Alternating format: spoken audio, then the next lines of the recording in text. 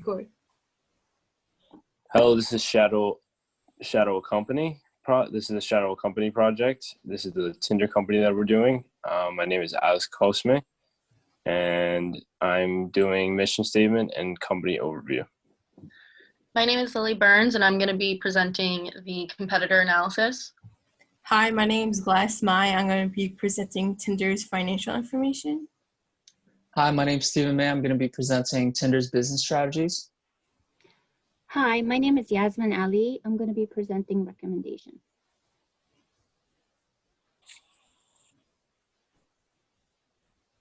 Tinder is about being single. And when you're in a single point in your life, you need an app that would rectify you being single, and hopefully that you would get a relationship out of it.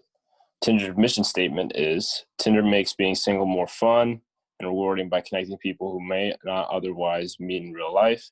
We celebrate that by being single is a journey and a great one. Being single isn't the thing you do unhappily before you settle down. We stand up for how a whole generation chooses to live their lives.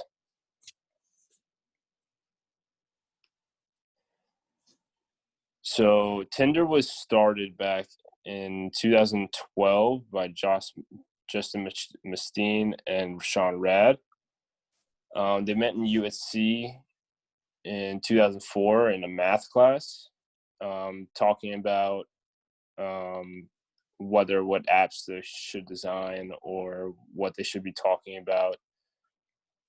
And they actually compared their app to Facebook, considering that people can make their own user profiles and see the relationship statuses. The target base for Tinder was mostly college students. At its beginning, 90% of all the people that used the app were college students. The company as a whole has 697 employees, with its headquarters being in Los Angeles, California.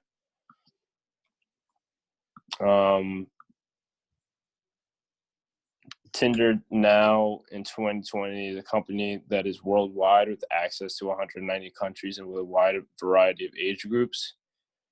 Tinder offers Tinder Gold, which is an upgraded version of the app, and Tinder U, which is a sister app that focuses on college students. The company is structured into 8 parts. The board that consists of the CEO, CFO, and board of directors, the marketing division, the product division, strategy division, Australia division, product management division, business development division, Europe division, and security engineering division. All these parts coalesce to make a social media company. Tinder's competitors include Bumble, Happen, and Coffee Meets Bagel. Bumble being its biggest competitor. In apps, the product is almost exclusively the consumer, and there's a low cost for the consumer to switch between different dating apps. This means that innovation plays a huge part in identifying competitors. Each of these apps have their own innovation and quirks that set them apart from other dating apps and may make them more or less of a threat. Coffee Meets Bagel is much less of a threat because its quirk is that it shows a certain amount of matches at a certain time of day, whereas Tinder allows you to swipe until you run out and then buy more. Happen shows matches that users cross paths with in their daily routine, making it more appealing to those looking for a life partner and possibly more of a threat. Bumble is Tinder's biggest competitor, mostly for the innovation it has and the similarity between the apps. Bumble, unlike Tinder, Coffee Meets Bagel, and Happen, is not only for dating. With Bumble BFF and Bumble Biz, it is also made for making connections with new friends and for business and career networking. Tinder and Bumble also share very similar demographics, and the setup of the apps are quite similar.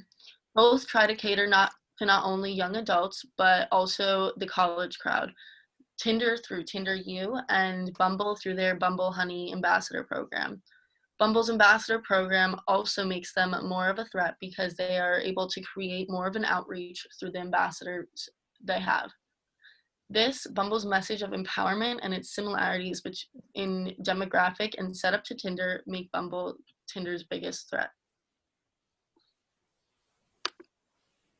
Okay, so for Tinder's financial information, we're gonna only look at the years 2017 through 2019, since they're the most important years. The first thing I want to point out is Tinder's sales, which basically increases at about 300 million per year. The sales is basically Tinder's revenue. And then the next thing I want to point out is Tinder's gross profit on sales, which is basically Tinder's profit after deducting all the marketing and selling costs. When you look at that, there's also an increase, but less than its revenue at about 200 million. And also the last thing I want to point out is its income after tax, which basically is its income. It's the company's profit after all the taxes and the costs are paid. There's also a slight increase as of about $100 million. All in all, looking at the Tinder's sales, gross profits on sales, and income after sales, you notice that all three of them have a slight increase. So as the years go on, Tinder's revenue, sales, and income always increases as time goes on.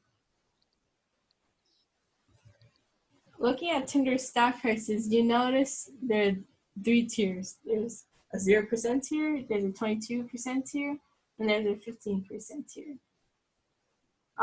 These percent changes basically refers to the increase in stock prices. And the stock price you usually want to have a high stock price. When you look at Tinder's 2019 to 2020 stock prices, you notice that there's an inconsistent peaks and drops within each month.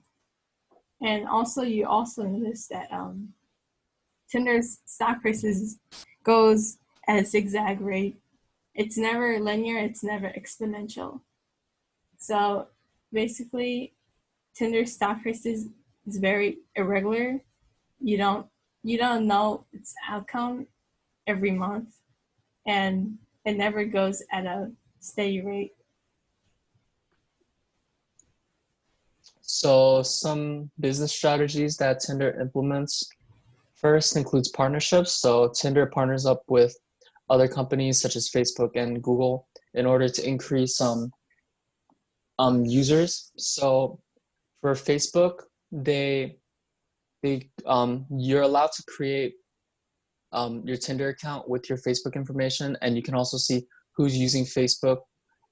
Tinder users can also see who's using Facebook and vice versa. So Tinder can attract a lot of Facebook users in that way, and through that they can get a greater influence. And Tinder also partners up with Google through advertising. Another strategy they implement would be centralization. So Match is the owner of Tinder, which makes all of Tinder's decisions. Niche strategy is one of the business strategies that Tinder implements. So through normalizing the stigma of online dating apps. So online dating apps wasn't very widely accepted until recently, where Tinder made it normal. And now there's a lot of online dating apps, and now it's a normal thing. But through targeting like the teens, Tinder made it so that the idea of dating apps isn't very stigmatized anymore. Additionally, they also implement a high quality strategy through providing user gamification. So user gamification is where you basically turn the product that you're selling into a game, which in turn creates a better experience for the user, hence the name high quality strategy. So the way that Tinder gamifies their product is by making it almost game-based. So a user can see who admires them. There's a number at the top of the app that says the number of people that have liked your profile, and like you can't see the the person that has liked your profile unless you choose to upgrade into Tinder Gold, which is a way that Tinder chooses to make money. However, to use the app, for the most part, it's mostly free, which leads me to the third strategy that they use, which is price strategy. So like I said before, Tinder is mostly free, and you could pay for it, but choosing not to pay for it doesn't take away from any part of the essential Tinder experience, making Tinder a very cost-effective product for the consumer. So some drama that happened between Tinder and Bumble. So Tinder attempted to buy Bumble because Bumble is their biggest competitor, and through buying Bumble, Tinder would have hoped to decrease their competition and increase their sphere of influence. But there was some drama between the owner of Tinder, Justin Mateen, and the owner of Bumble, who used to work at Tinder as their CEO. So there was some drama about like affairs going on. So Tinder ended up not being able to buy Bumble because the CEO of Bumble actually left Tinder because of some drama, and now they have a lot of rivalry between each other. And yeah, so Tinder is unsuccessful in buying Bumble, and now they're just competing with each other for market share. But these are the ways that Tinder implements business strategies in order to increase their influence. As mentioned, Tinder has several competitors because of the growing popularity of online dating applications.